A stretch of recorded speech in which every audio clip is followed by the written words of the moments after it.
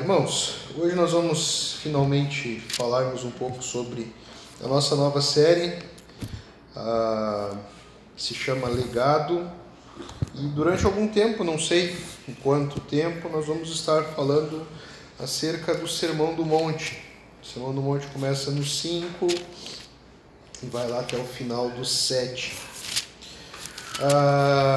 É um grande sermão, o maior sermão, mais importante, e também proferido, pregado pelo maior pregador de todos, o próprio Jesus.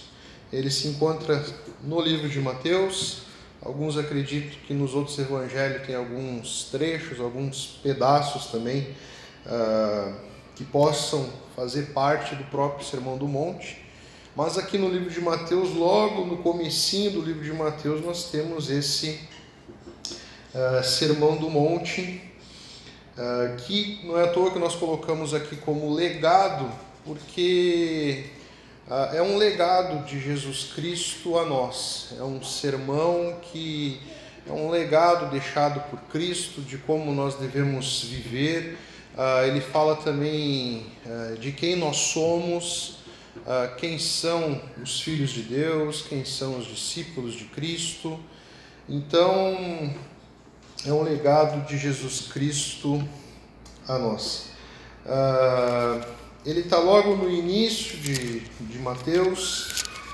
Ele tem uma missão muito importante. O povo estava aí num momento de silêncio, 400 anos de silêncio. Então tinha aquela expectativa por esperar o Messias, por esperar um novo profeta que viesse e trouxesse uma palavra de Deus ao povo. Então não é à toa que Mateus, diferente dos outros evangelhos, ele tem uma preocupação de falar para os judeus. Então cada evangelho tem uma preocupação em comunicar o evangelho para alguém. Mateus tem uma preocupação por comunicar o evangelho aos judeus. Então, é bem perspicaz que o Sermão do Monte se encontre justamente no início do livro de Mateus, e hoje você vai ver um pouco do contexto, principalmente do contexto religioso, para você entender aqui o quão é importante e o quanto o Sermão do Monte foi frustrante, entendeu? Para o povo e para os discípulos que estavam ali perto de Jesus ouvindo o sermão. Hoje nós vamos ler um pouco do sermão, nem vamos entrar muito adentro, nós vamos falar um pouco sobre o que estava ao redor do Sermão do Monte como contexto. Vamos ler ali a partir do 5. Certo dia, quando Jesus viu que as multidões se ajuntavam, subiu à encosta do monte e ali sentou-se. Seus discípulos se reuniram ao redor e ele começou a ensiná-los. Felizes os pobres de espíritos, pois o reino dos céus lhe pertence. Felizes os que choram, pois serão consolados. Felizes os humildes, pois herdarão a terra. Felizes os que têm fome e sede de justiça, pois serão saciados. Felizes os misericordiosos, pois serão tratados com misericórdia. Felizes os que têm coração puro, pois verão a Deus. Felizes os que promovem a paz, pois serão chamados filhos de Deus. Felizes os perseguidos por causa da justiça, pois o reino dos céus lhe pertence. Felizes são vocês quando, por minha causa, sofrerem zombaria e perseguição, e quando outros, mentindo, disserem todo tipo de maldade a seu respeito. Alegrem-se e exultem, porque uma grande recompensa os espera no céu. E lembre-se de que os antigos profetas foram perseguidos da mesma forma. Amém? Na versão que eu li aqui, fala felizes. Eu acho que na grande maioria aí pode estar aparecendo aí, bem-aventurado. Tá? Depois nós vamos ver um pouco mais a fundo isso. Bom, por que legado? Por que o Sermão do Monte? Por que nós vamos falar sobre esta série logo agora, no início do ano? Eu acho importante nós como igreja, nós como discípulos, nós entendermos quem nós somos e também nós entendermos qual é o nosso papel, qual deve ser a nossa postura, qual deve ser o nosso comportamento. E em meio a um caos em que nós vivemos, e se fala tanto, você deve ter ouvido falar tanto sobre o novo normal, né? O novo, como se o mundo fosse mudar, e com certeza o mundo mudou. É isso, é normal. Não é normal a mudança em que o mundo teve num período muito curto de tempo. Então nós tivemos mudanças aí que foram aceleradas pela pandemia, pela necessidade de comunicação, pela necessidade de uma ciência mais avançada e por aí vai. Então o mundo mudou muito, não é à toa que esse tema está sendo discutido não só em igrejas, como na sociedade em geral, o novo normal. E muita gente tem se perguntado como nós devemos viver nesse novo normal. Qual deve ser a nossa postura como igreja?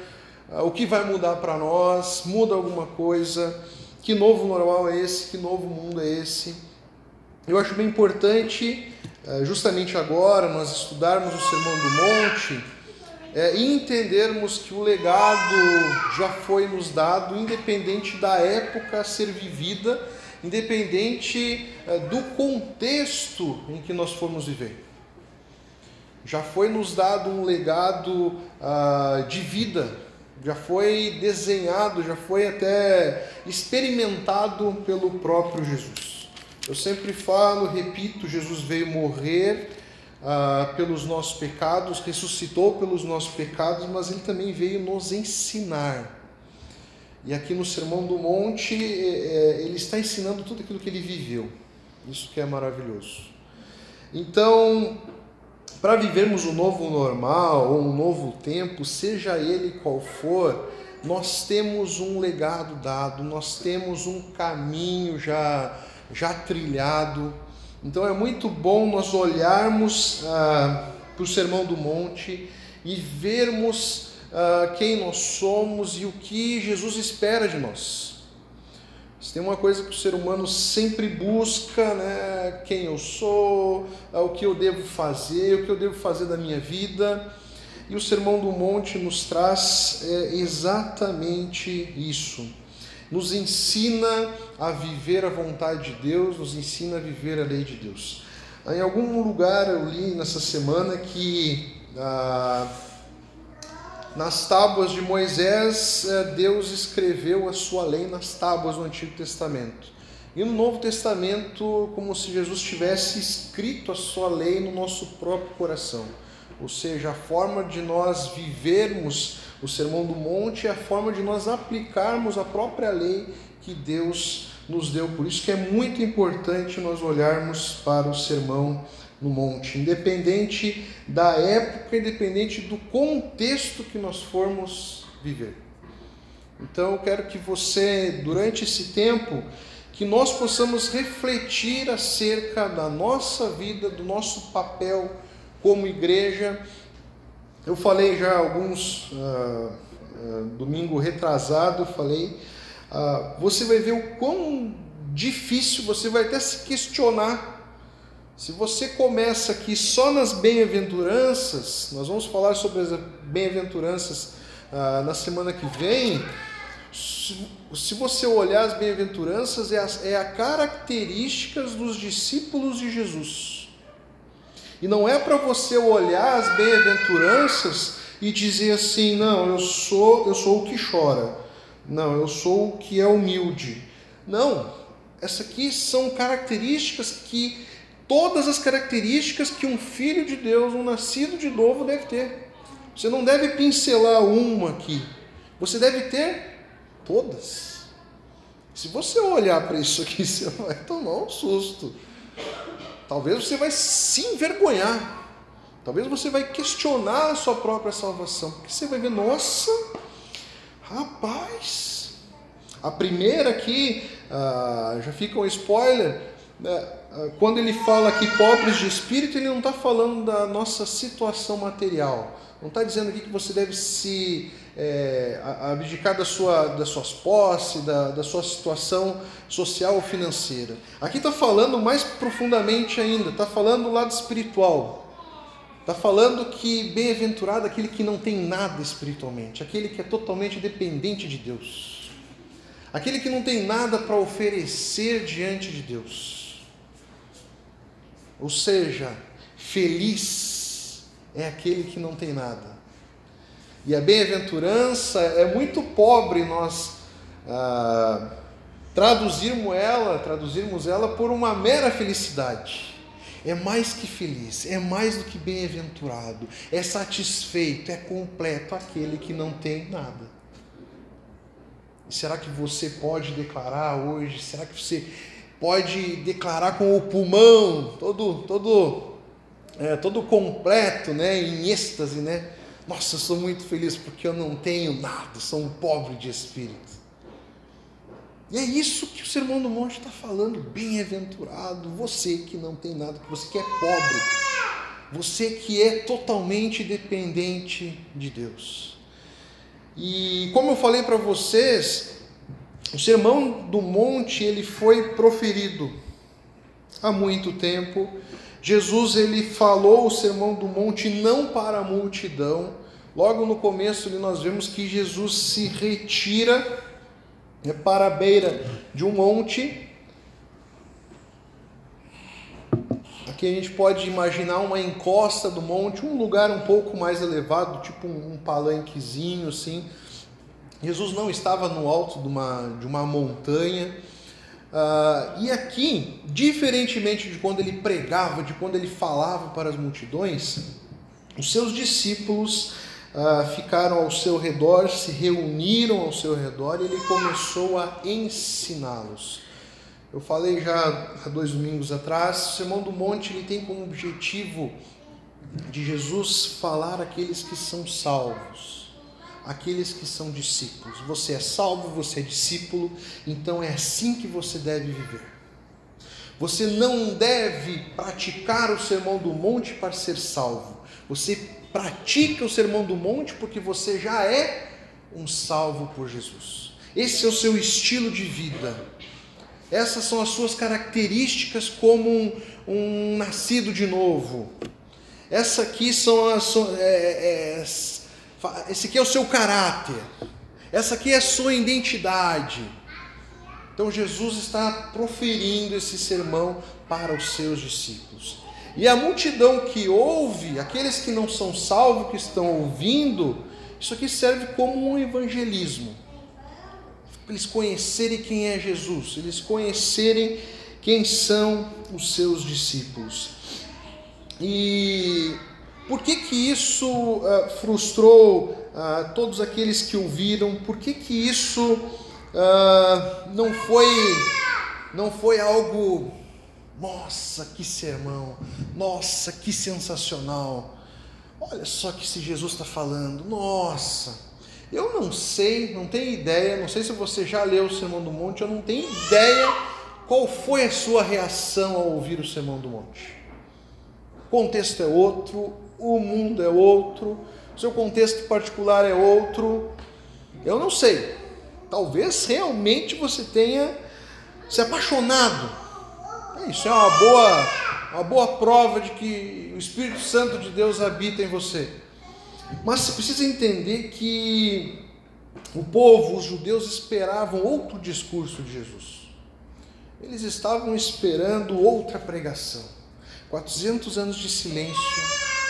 E eles tinham as suas necessidades, eles tinham a sua ideia, o seu pensamento de quem era Deus e o que ele iria fazer. Sabe quando você espera tanto uma coisa, você fica numa expectativa muito grande. Eu crio muita expectativa com comida, não sei como vocês são. Às vezes eu caio nem toda semana eu costumo lá em casa, pelo menos uma vez eu encomendo alguma coisa. Eu vou confessar aqui o meu crime. Não deveria, mas... E geralmente eu encomendo de um lugar que eu já conheço, para não me frustrar. Eu já sei que eu vou receber, as minhas papilas degustativas já vão salivando ali, esperando aquele sabor já bem conhecido. Então, mas às vezes, né, eu caio na asneira de falar assim: hoje eu vou experimentar algo novo. Hoje eu vou ir aqui num desses aplicativos aqui e vou simplesmente escolher algo aleatório. Semana passada eu fiz isso. Quando chegou, eu só levantei a tampinha assim da pizza, assim, eu já falei para a Pri: hoje eu me dei mal. Hoje eu me dei mal. Por que eu me dei mal? Por que eu me frustrei? Porque na minha mente eu estava esperando a pizza que eu já conhecia. Quando nós criamos expectativas, nós imaginamos algo perfeito e algo que nós queremos, do jeito que nós queremos, do jeito exato que nós imaginamos na nossa mente. Veio totalmente o oposto.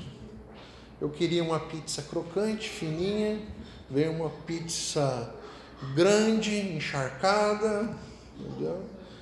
Já não gostei porque eu não consegui identificar quem era quem ali dentro. Não dava para ver quem era a marguerita, quem era a calabresa, cadê a calabresa. Bom, não foi legal. Mas deixei de comer? Não, comi. Não, comer, tem que me alimentar. Bom, não era o que o povo esperava. Não era o que os judeus esperavam.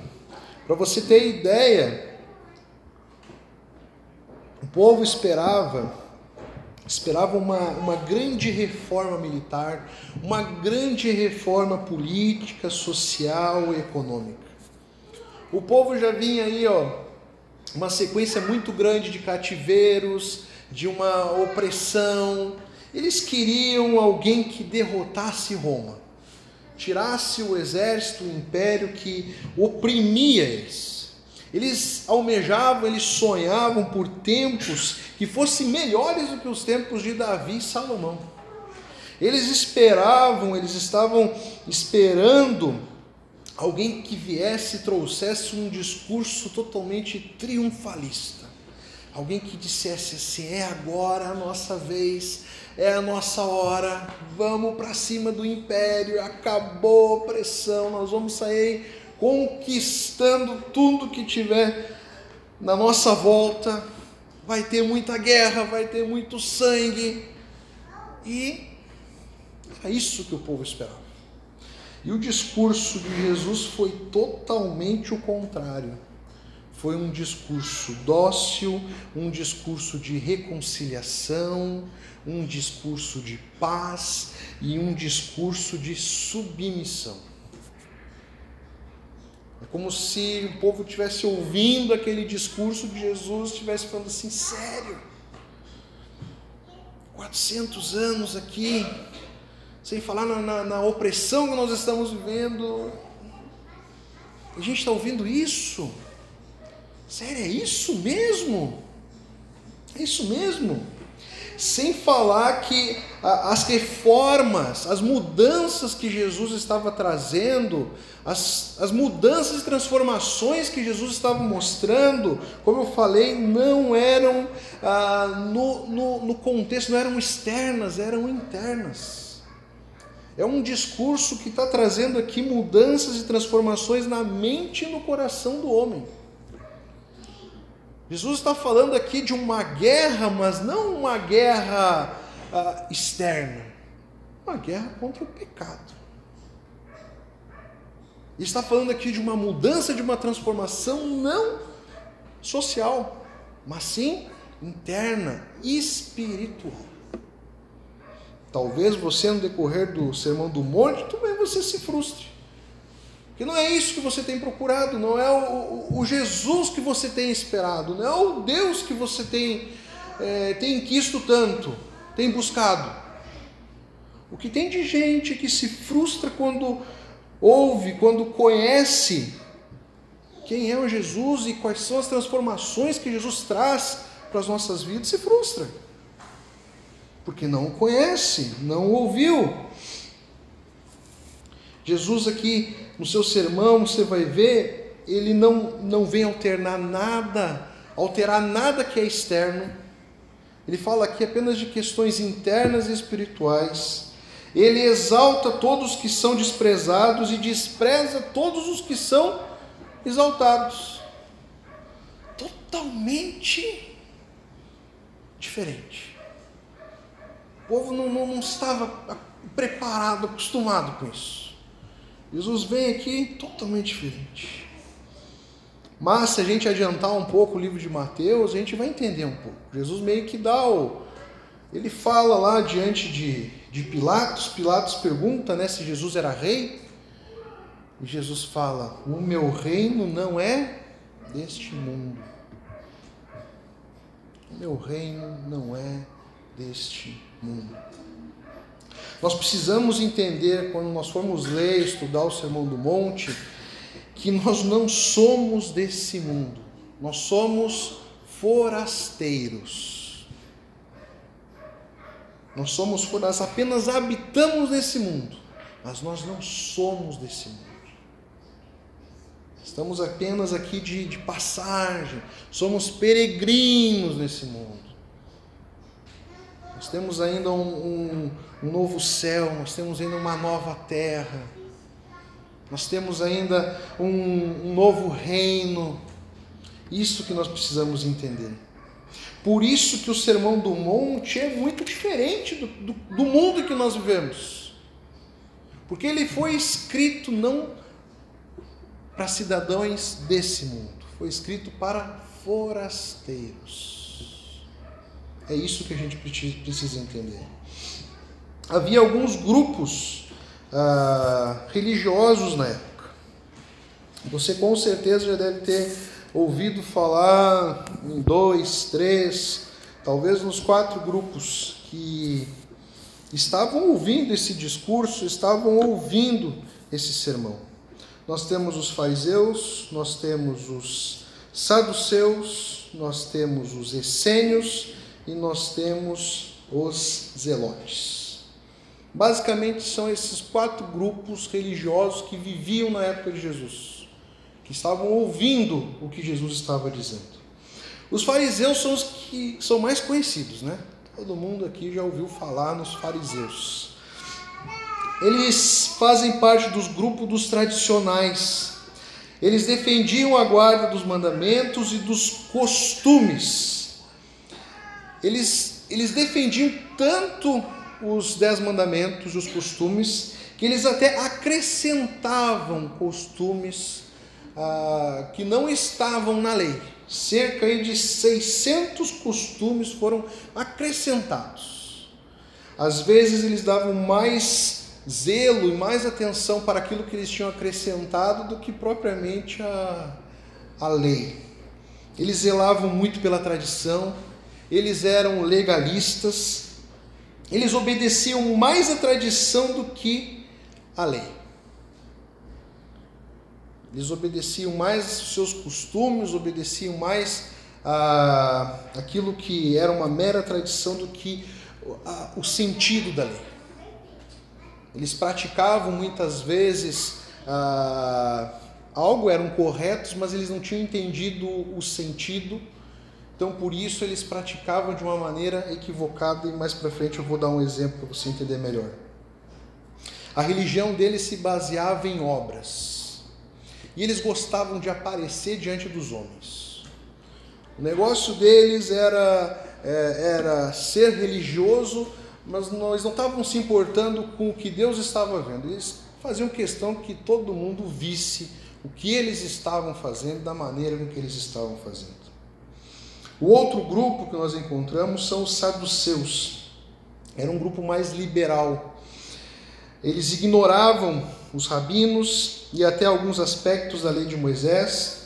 Eles não acreditavam em anjos, não acreditavam em alma, não acreditavam em vida futura. Eles viviam o aqui e o agora. Eles não acreditavam em milagres, eles eram pouco espirituais. e bem libertinos. Eles viviam da maneira que eles achavam conveniente, eles não estavam nem aí para a lei de Moisés, obedeciam ali o que convinha.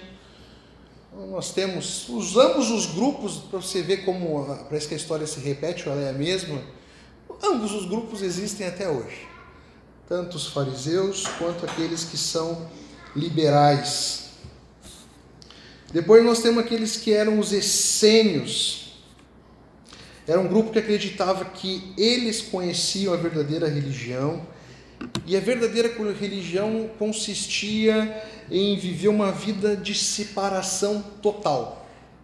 Eles viviam totalmente separados, isolados. Na década de 40 até foram encontrados alguns manuscritos do Mar Morto, de Qumran, eram os essênios. Eles são os antecessores dos monastérios, dos monges que se separam totalmente de uma vida de sociedade, porque eles acreditam que é isso que é o pecado, é isso que impede a santidade deles. Eles moram longe de mulheres, conforto, tecnologia. Você tem até povos hoje em dia que vivem de uma maneira totalmente separada, e muitas vezes o interessante tem algumas seitas que vivem em lugares totalmente modernos, né? Perto de grandes centros urbanos, mas eles vivem de uma forma totalmente isolada, separada. O último grupo eram os zelotes. Os zelotes, eles eram os ativistas radicais e nacionalistas da época. Não existia outra maneira de servir ao Senhor a não ser pelo levantar das armas contra o Império Romano. Era a ala da guerra que achava que ia tomar o reino pelo sangue e guerrilhas. Eram os fanáticos religiosos que estava esperando. Imagina a frustração dos zelotes. Sangue nos olhos e nos dentes, com a espada pronta ali, né? Esperando o novo rei, o novo que vai dizer assim agora, ó, partiu para cima de Roma. E vamos destruir o império. E vamos destruir quem quer que venha a atravessar o nosso caminho, quem venha se colocar diante da nossa missão e do nosso objetivo. A pergunta que eu quero te fazer é uma só. Esses são os grupos religiosos que existiam na época. Com quem que Jesus se identifica aqui? Com quem que o Sermão do Monte se identifica aqui? Com ninguém. O discurso de Jesus, ele frustra a todos aqueles que estavam ouvindo e esperando algo de Jesus. O discurso de Jesus é totalmente diferente. Ele vai totalmente em outra direção. Ele traz alguns aspectos e algumas questões que o povo não estava nem aí. Por exemplo, a questão espiritual. Está cada vez mais raro hoje em dia, por isso que eu ressalto isso. Cada vez mais raro, mais difícil você ouvir igrejas conclamando e trazendo os irmãos, os discípulos a uma guerra contra o pecado, a uma santificação espiritual. Está cada vez mais difícil ouvir isso. É interessante que, para vocês verem que o mundo muda tanto, mas ele continua o mesmo. O mundo muda, é o novo normal, é o novo mundo. Mas quando eu olho para as Escrituras, quando eu olho para o texto bíblico, parece tão igual. Tão igual, parece que é a mesma coisa. Só muda o nome. Ele frustrou os fariseus, porque ele mostra para os fariseus no Sermão do Monte que a verdadeira religião não consiste nos atos exteriores. não está focado nas cerimônias. Eles davam tanto valor para isso. Eles estavam tão preocupados em serem vistos pelos homens. Eles gostavam de se exibir em praças públicas. Eles adoravam fazer grandes orações em praças públicas para chamar a atenção dos homens. Então eles tinham uma prática de devoção e de religião, mas eles falhavam na própria intenção. O coração deles não estava voltado para Deus. Se nós formos avançar um pouco no Sermão do Monte, Jesus vai falar acerca do jejum. Eu não tenho dúvida que quando ele fala do jejum aqui, está lá no verso número 6, no capítulo 6, no verso 16, eu não tenho dúvida que ele está falando aqui para os fariseus. Olha só o que Jesus fala acerca do jejum aqui. Quando jejuarem, não façam como os hipócritas, que se esforçam para parecer tristes e desarrumados, a fim de que as pessoas percebam que estão jejuando. Eu lhes digo a verdade, eles não receberão outra recompensa além dessa. Mas quando jejuarem, penteiem o cabelo e lavem o rosto. Desse modo ninguém notará que estão jejuando, exceto seu Pai, que sabe o que vocês fazem em segredo. E seu Pai que observa em segredo os recompensará.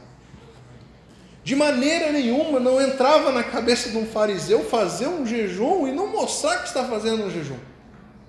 Jesus fala aqui que eles eram tão hipócritas que eles descabelavam os cabelos, passavam aqui uma maquiagem aqui para ficar com o olho fundo e saíam por aí dizendo: nossa, eu estou fazendo jejum, eu estou tão mal, pobre de mim que estou aqui fazendo um jejum. Uma vez eu estava num congresso, um conhecido meu não parava de se gabar que estava fazendo um jejum de 40 dias.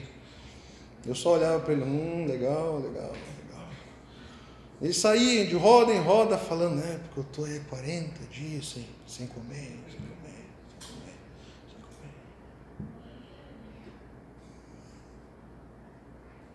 Jesus está falando aqui, se você quer fazer, você deve fazer um jejum. Mas ninguém precisa saber. Não, mas como é que os outros não vão saber que eu estou bem espiritual, que eu estou aqui há tanto tempo? Quem precisa saber?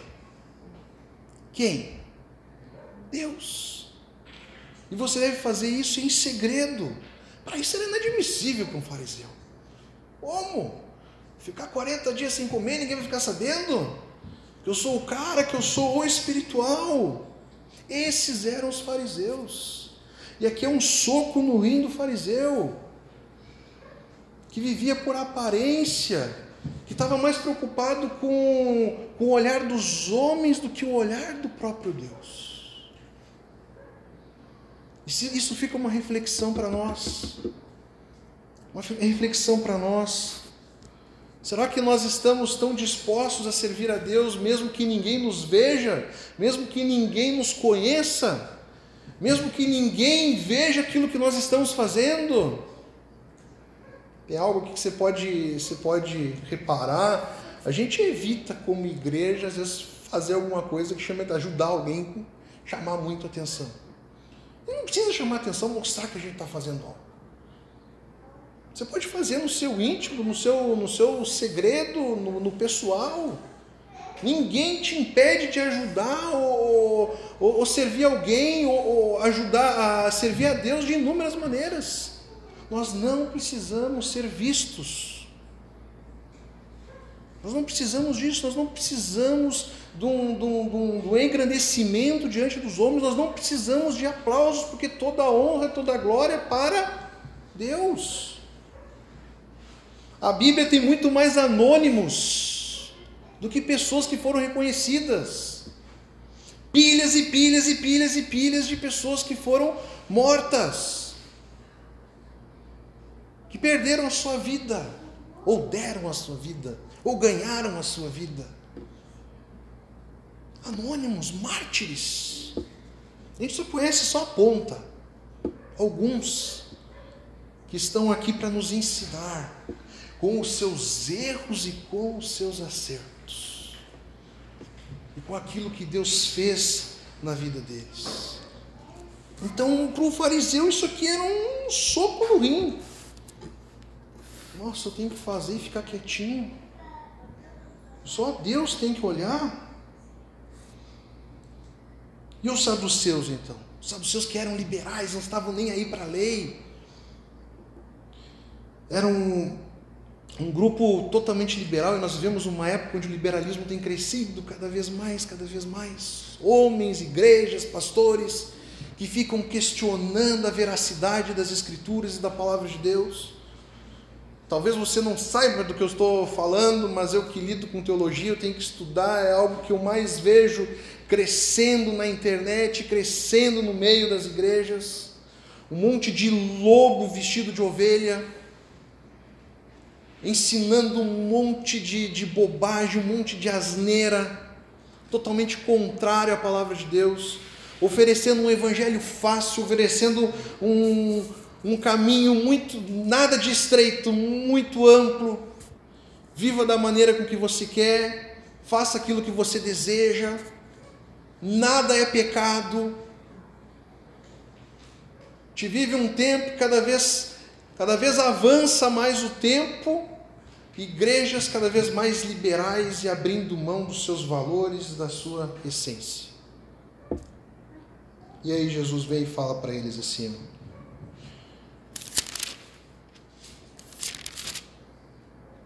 vocês são o sal da terra. Se o sal perder o sabor, para que servirá? O crente, ele tem sabor. Ele é diferente. Ele veio para salgar essa terra.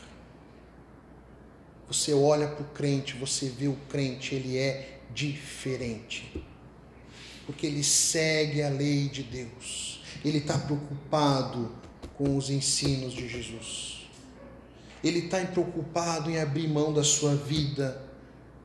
Ele está preocupado em pegar a sua cruz e seguir a Jesus. O crente tem sabor. Se o crente for igual ao mundo, para que ele vai servir? Não serve de nada. É possível tornar salgado outra vez? Será jogado fora e pisado pelos que passam, pois já não serve para nada.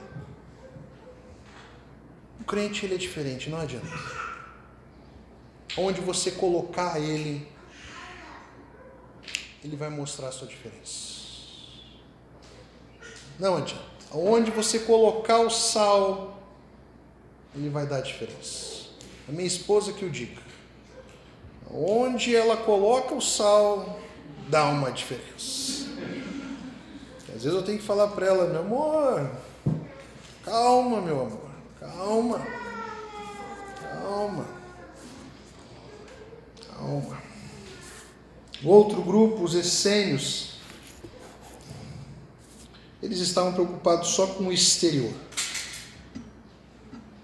Eles não tinham nenhuma preocupação com o interior. Eles acreditavam na automutilação, na flagelação, autopunição, autonegação e um monte de auto aí.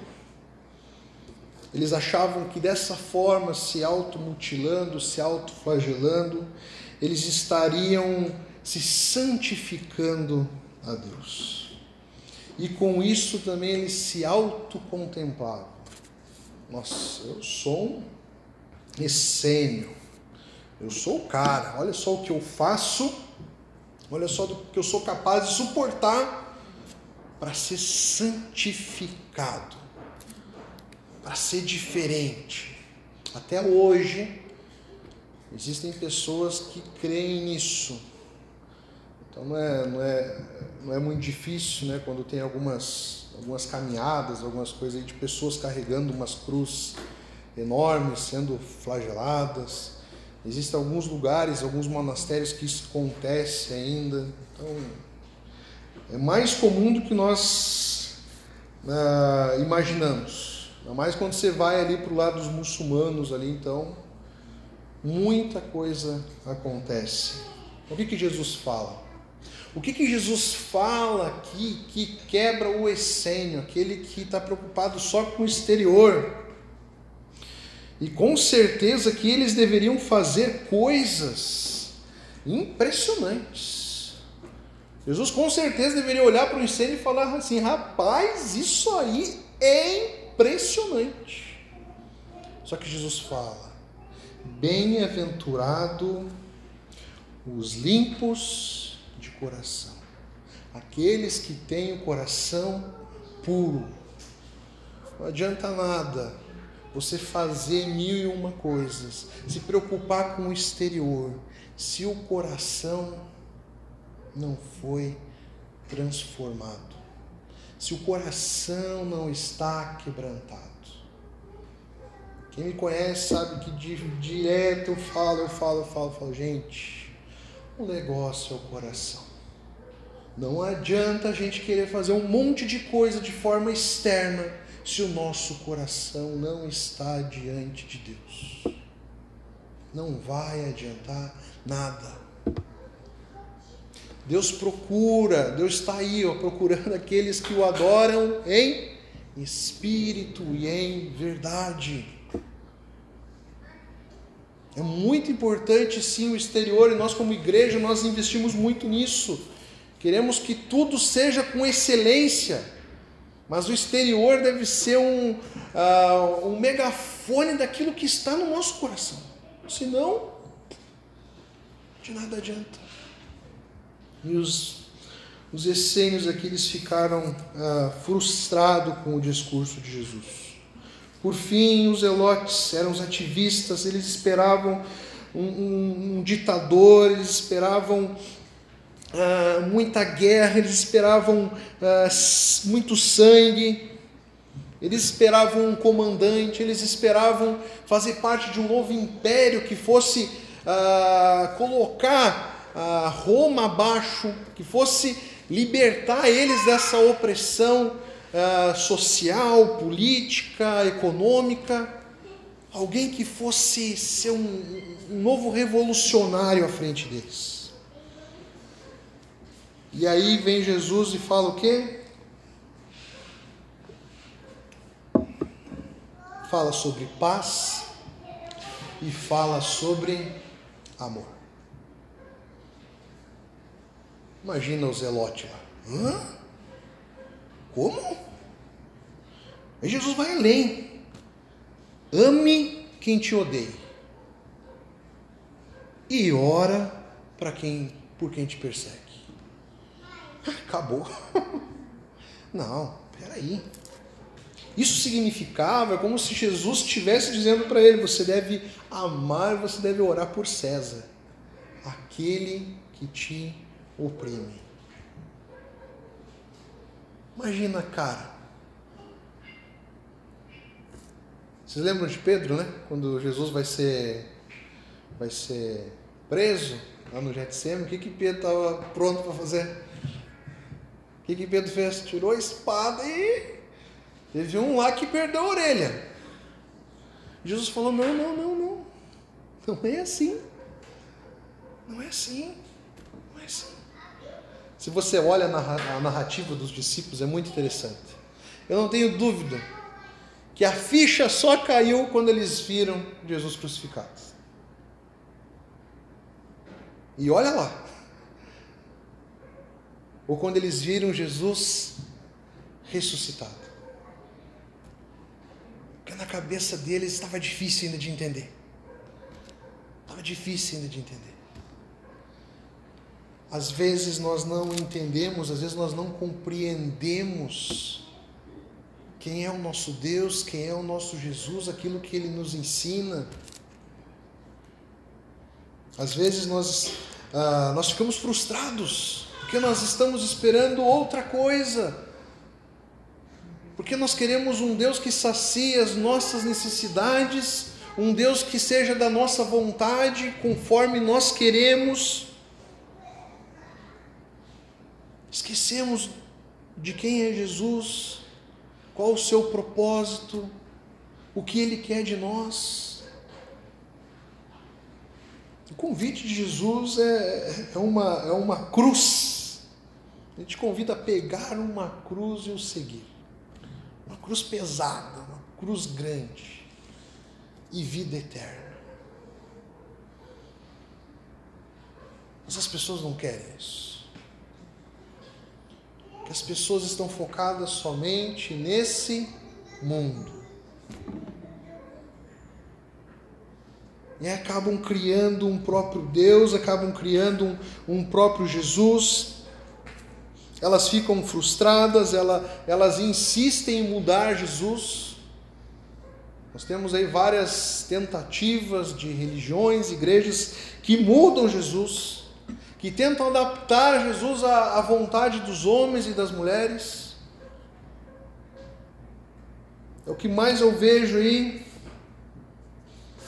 Pessoas que são incentivadas a seguirem a Jesus do jeito que elas querem. Não, seja você mesmo. Jesus te fez assim, é para você ser assim pro resto da vida. Que pecado que nada, faça aquilo que lhe der na telha. Você precisa entender, nós precisamos entender que nós não somos desse mundo. Se você não entender isso, vai ficar muito difícil. Você precisa entender que você não é desse mundo, que você está aqui de passagem. Você entendendo isso, você vai conseguir compreender a bem-aventurança. A ser totalmente satisfeito e mais que feliz em algo que não é terreno, algo que é espiritual. Algo que com certeza irá preencher o vazio que nós temos no nosso coração. Os homens estão há anos tentando encontrar a verdadeira felicidade, buscando satisfação, e passa ano e eles não encontram. Você só vê a felicidade, você só vê satisfação naqueles que entendem o que é ser um filho de Deus, do que é feito o mundo e do que é feito o reino de Deus, aquilo que Ele nos promete, aquilo da forma como que Ele nos fez. Só os cristãos que entendem de onde vieram e para onde vão encontram a verdadeira felicidade, encontram a verdadeira satisfação, porque entendem que são forasteiros, entendem que para viver aqui devemos viver de acordo com o legado que Jesus nos deixou, entendem e acabam entendendo qual é o real objetivo do crente, do discípulo de Jesus. Esse é o nosso desafio, esse é o desafio do ser humano, buscar encontrar uma satisfação, encontrar uma felicidade que não seja passageira, não seja algo que você precisa ficar recarregando toda semana. Aí você acaba tendo uma vida frustrada porque nada vai ser o suficiente. Nada vai ser o suficiente. Porque nós estamos focados naquilo que não faz parte da vontade de Deus para nós. Talvez hoje você possa ter se identificado com algum desses grupos religiosos, um pouquinho de cada, mas que nós possamos, no decorrer da série, no decorrer do estudo do Sermão do Monte, nós possamos entender quem nós somos e aquilo que nós devemos buscar, aquilo que nós devemos dar mais ênfase, aquilo que nós devemos colocar o nosso foco, a nossa devoção, a nossa piedade a Deus. Assim nós seremos mais satisfeitos, assim nós seremos mais que bem-aventurados. Essa felicidade, essa bem-aventurança é tão especial que não tem palavra para traduzir ela. É muito pobre colocar aqui felizes. E não é uma mera felicidade. Hoje você pode estar feliz, amanhã você não está mais feliz. A felicidade é condicional. Eu espero encomendar uma pizza certa hoje e ficar realmente feliz. A gente tem uma semana boa, às vezes tem uma semana ruim, às vezes acontece alguma coisa que nos chateia e tal. Não é disso aqui que Jesus está falando. Jesus está falando apesar das adversidades, apesar da insatisfação do dia a dia, apesar das frustrações da vida, nós temos onde nos regozijarmos, porque nós somos bem-aventurados, nós somos filhos de Deus, nós entendemos que há um mundo espiritual, há um Deus que entregou o seu Filho ali na cruz para nos salvar. Nós entendemos que a vida é muito mais do tempo que nós estamos passando aqui. Por que eu estou falando isso? Por que a gente sempre volta nisso? Porque nós somos pecadores, nós somos homens e mulheres que nós temos uma facilidade de, vivendo nesse mundo aqui, esquecermos daquilo que é real e daquilo que é verdadeiro.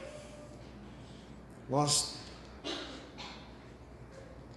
acabamos nos desfocando, acabamos nos envolvendo com esse mundo e esquecemos daquilo que é profundo, aquilo que é verdadeiro. E muitas vezes estamos que nem as pessoas que, ao invés de ficarem felizes com o sermão de Jesus, ficaram frustrados. Mas que nós possamos ver o real significado que Jesus tem a nos trazer, que nós possamos nos alegrar com o legado de Jesus. Nós possamos olhar para o Sermão do Monte e nos regozijarmos. Nossa, olha só que especial que Jesus me deixou aqui. Que a gente possa ter alegria em viver da forma que Jesus quer que a gente viva. Esse deve ser o objetivo da nossa vida. Nós temos que nos alegrarmos por sermos diferentes. Nos alegrarmos por termos uma maneira diferente de viver. E vermos o sentido disso.